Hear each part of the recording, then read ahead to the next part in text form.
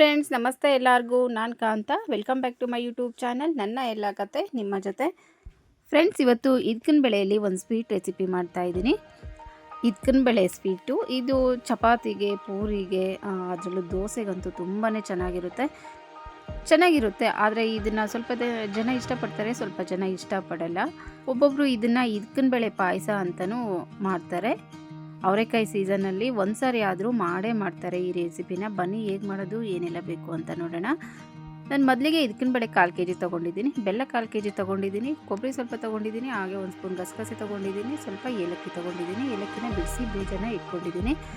ಹಾಗೆ ತಿನ್ನುವಾಗ ಸ್ವಲ್ಪ ತುಪ್ಪ ಹಾಕೊಂಡು ತಿಂತಾಯಿದ್ರೆ ತುಂಬಾ ಚೆನ್ನಾಗಿರುತ್ತೆ ಈ ಸ್ವೀಟ್. ಇದಕ್ಕಿನ ಬೆಳಗ್ಗೆ ದೋಸೆ ಸ್ವಲ್ಪ ದಪ್ಪಕ್ಕೆ ಸಾಫ್ಟಾಗಿ ಮಾಡಿದ್ರೆ ತುಂಬ ಚೆನ್ನಾಗಿರುತ್ತೆ. ಕ್ರಿಸ್ಪಿಯಾಗಿ ಮಾಡಿದ್ರೆ ಅಷ್ಟೊಂದು ಚೆನ್ನಾಗಿರಲ್ಲ. ಸಾಫ್ಟಾಗಿ ಸ್ವಲ್ಪ ತಿಕ್ಕಾಗಿ ಮಾಡ್ಕೊಂಡು ತಿಂದರೆ ತುಂಬಾ ಚೆನ್ನಾಗಿರುತ್ತೆ. ಇಷ್ಟೇ ಇಂಗ್ರೀಡಿಯೆಂಟ್ಸ್ ಬೇಕಿರೋದು. ತುಂಬಾ ಸಿಂಪಲ್ ರೆಸಿಪಿ. ಹಾಗೆ ಬೆಲ್ಲ ಸ್ವಲ್ಪ ಜಾಸ್ತಿ ಹಾಕಿದ್ರೆ ಸ್ವೀಟು ಚೆನ್ನಾಗಿರುತ್ತೆ. ಯಾಕೆಂದರೆ ಬೇಳೆ ಲೈಟಾಗಿ ಕಹಿ ಇರುತ್ತೆ, ಅಂದರೆ ಸ್ವಲ್ಪ, ತುಂಬ ಅಲ್ಲ, ಸ್ವಲ್ಪ ಇರುತ್ತಲ್ವ, ಅದಕ್ಕೆ ಬೆಲ್ಲ ಸ್ವಲ್ಪ ಜಾಸ್ತಿ ಹಾಕ್ಕೊಂಡ್ರೆ ಸ್ವೀಟು ಈಕ್ವಲಾಗಿ ತುಂಬಾ ಚೆನ್ನಾಗಿರುತ್ತೆ. ಬೇಳೆನೆಲ್ಲ ಕ್ಲೀನಾಗಿ ವಾಶ್ ಮಾಡಿ ಇಟ್ಟಿದ್ದೀನಿ. ಈಗ ಮೊದಲಿಗೆ ಬೇಳೆನ ಕುಕ್ಕರ್ಗೆ ಹಾಕಿ ಸ್ವಲ್ಪ ನೀರು ಹಾಕಿ 1 ವಿಜಿಲ್ ಕೂಗಿಸ್ಕೊತಾ ಇದ್ದೀನಿ. ಬೇಳೆ ಬೇಯೋಷ್ಟರಲ್ಲಿ ಈಗ ಬೆಲ್ಲನ ಕರೆಸ್ಕೊತಾ ಇದ್ದೀನಿ. ಸ್ವಲ್ಪ ನೀರು ಹಾಕಿ ಬೆಲ್ಲನ ಕರೆಸ್ಕೊತಾ ಇದ್ದೀನಿ. ಯಾಕೆಂದರೆ ಅದರಲ್ಲಿ ಕಸಕಡ್ಡಿ ಏನಾದರೂ ಇದ್ದರೆ ಕರೆಸ್ಕೊಂಡು ಸೋಡಿಸ್ಬಿಟ್ಟು ಮತ್ತೆ ಹಾಕ್ತೀನಿ. ಈಗ ಬೆಲ್ಲನ ಕರೆಸೋಕ್ಕೆ ಇಟ್ಟಿದ್ದೀನಿ. ಮತ್ತು ಈಗ ಕೊಬ್ಬರಿ ಮತ್ತು ಏಲಕ್ಕಿ ಗಸಗಸೆನ ಮಿಕ್ಸಿಗೆ ಹಾಕಿ ನುಣ್ಣಗೆ ಗ್ರೈಂಡ್ ಮಾಡ್ಕೊತಾ ಇದ್ದೀನಿ. ಬೆಲ್ಲನ ಕರೆಸ್ಕೊಂಡಿದ್ದೀನಿ ಮತ್ತು ಕೊಬ್ಬರಿ ಗಸಗಸೆ ಎಲ್ಲ ಗ್ರೈಂಡ್ ಮಾಡಿ ಇಟ್ಕೊಂಡಿದ್ದೀನಿ. ಈಗ ಬೇಳೆನ ಬೇಯಿಸ್ಕೊಂಡಿದ್ದೀನಿ. ಬೇಳೆ ಬೇಯಿಸ್ಕೊಂಡಿರೋ ಜೊತೆ ಈ ರುಬ್ಬಿಟ್ಕೊಂಡಿರೋ ಅಂತ, ಅಂದರೆ ಗ್ರೈಂಡ್ ಮಾಡಿ ಇಟ್ಕೊಂಡಿರೋ ಅಂಥ ಕೊಬ್ಬರಿ, ಏಲಕ್ಕಿ ಮತ್ತು ಗಸಗಸೆನ ಹಾಕಿ ಒಂದು ಕುದಿ ಬರ್ಸ್ಕೊಂಡ್ರೆ ಇದಕ್ಕಿನ ಬೆಳೆ ಸ್ವೀಟ್ ರೆಡಿ ಆಗುತ್ತೆ. ಫ್ರೆಂಡ್ಸ್, ಇಷ್ಟೇ ಸಿಂಪಲ್ ರೆಸಿಪಿ, ತುಂಬಾ ಸಿಂಪಲ್ ರೆಸಿಪಿ ಅಂತ ಹೇಳ್ಬೋದು.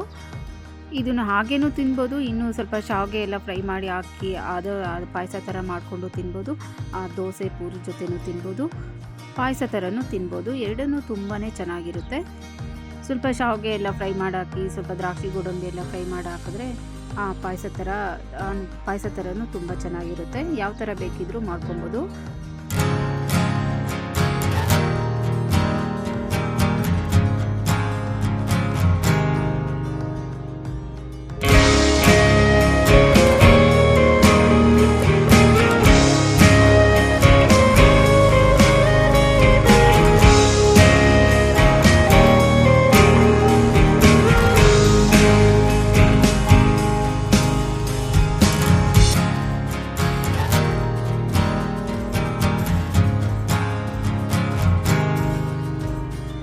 ಫ್ರೆಂಡ್ಸ್, ಈ ರೆಸಿಪಿ ನಿಮ್ಗೆ ಇಷ್ಟ ಆದರೆ ಪ್ಲೀಸ್ ಒಂದು ಲೈಕ್ ಮಾಡಿ. ಹಾಗೆ ನೀವು ಒಂದ್ಸಾರಿ ಟ್ರೈ ಮಾಡಿ, ಹಾಗೆ ಶೇರ್ ಮಾಡಿ, ಕಮೆಂಟ್ ಮಾಡಿ, ಸಬ್ಸ್ಕ್ರೈಬ್ ಮಾಡ್ಕೊಂಡು ಸಪೋರ್ಟ್ ಮಾಡಿ ಅಂತ ಕೇಳ್ತಾ ಇವತ್ತಿನ ವಿಡಿಯೋನ ಮುಗಿಸ್ತಾ ಇದ್ದೀನಿ. ಮತ್ತೊಂದು ವಿಡಿಯೋ ಜೊತೆ ಸಿಗೋಣ ಅಂತ ಹೇಳ್ತಾ ಥ್ಯಾಂಕ್ಸ್ ಫಾರ್ ವಾಚಿಂಗ್.